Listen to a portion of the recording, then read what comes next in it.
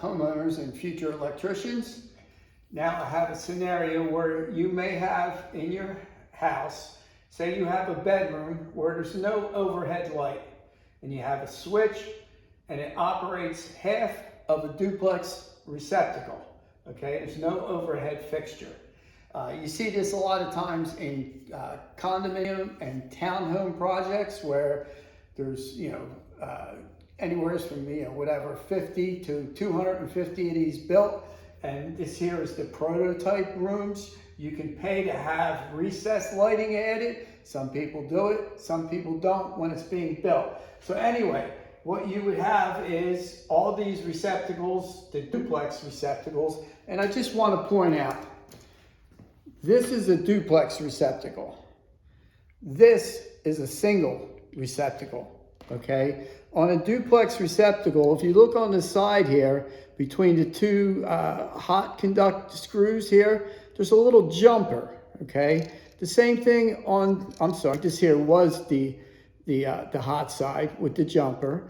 This side here is the neutral side with the two silver screws, and there's a little jumper. And what I did is I indicated that here and here, that's that little jumper. Now on a receptacle that's half switched, is what happens is on the silver screws, the jumper's kept in place. But on the hot side, that little jumper is taken out. This way, one side can be fed hot and one side can be switched. This way, half of the duplex receptacle is always hot, half is switched. So what happens is your 110 volt feed comes in, the neutral gets spliced and goes down and feeds the two silver screws, the neutral side. Now the black wire is spliced and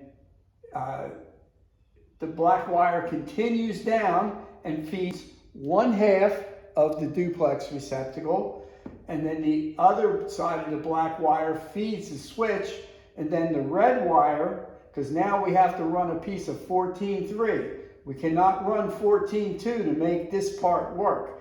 You have to have the red wire, the 14.3, and so the red wire becomes the switch leg and feeds the other half.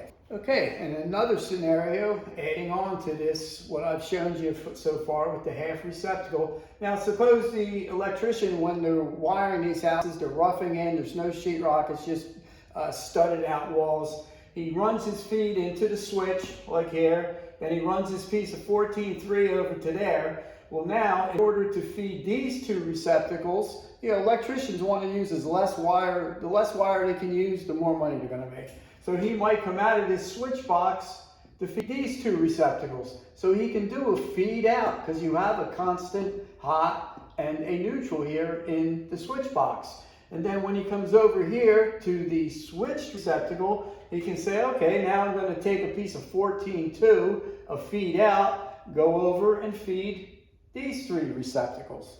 So you may open up these boxes and you may also see not only do you have a feed in, feed out, and then of course you're going to have your red wire to make the switched receptacle part work, but then you may see a feed out. Don't get nervous when you see something like this. Just look at it and evaluate what you have. Here I've set up a scenario with the half switched receptacle that you sometimes see in townhouses, condos, maybe an apartment where there's no overhead light, but there's a half switched receptacle to plug a lamp in.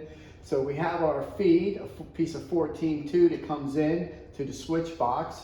And as you can see, like I showed you in the display on my whiteboard, the two neutrals get spliced together.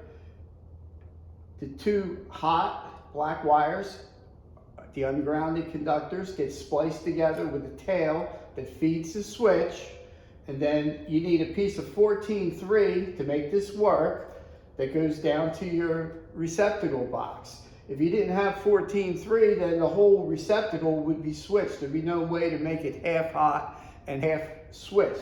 So now the red wire from the 14.3 comes down to the receptacle, and like I showed you on the neutral here, okay, the little tab that connects the two screws is intact. So we connect the neutral, the white wire, to the silver screws on that side, and it feeds both receptacles on that side. Then on this side, we break that little tab off like I showed you. Now the black wire feeds, in this case, the bottom receptacle. Doesn't matter which way you do it. It can be switched down here and hot up there. And then my red wire feeds the top receptacle. So when I turn the switch on, it controls the one half of the receptacle.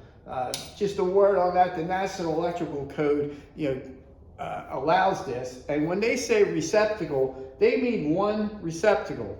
This is a duplex receptacle. It's actually two receptacles on what's called one yoke, all right? So anyway, that is our half switched, half hot receptacle scenario. And keep in mind, like I showed you on the whiteboard, you may open this up and find out there's another piece of 14-2 coming out of here where the black is tied into with these blacks and the white is tied in with these whites, and that's a hot feed out that could go to other switches, other receptacles. Same thing down here. We do have a constant hot and a neutral. So we could come out of this with another piece of 14-2 and feed other devices.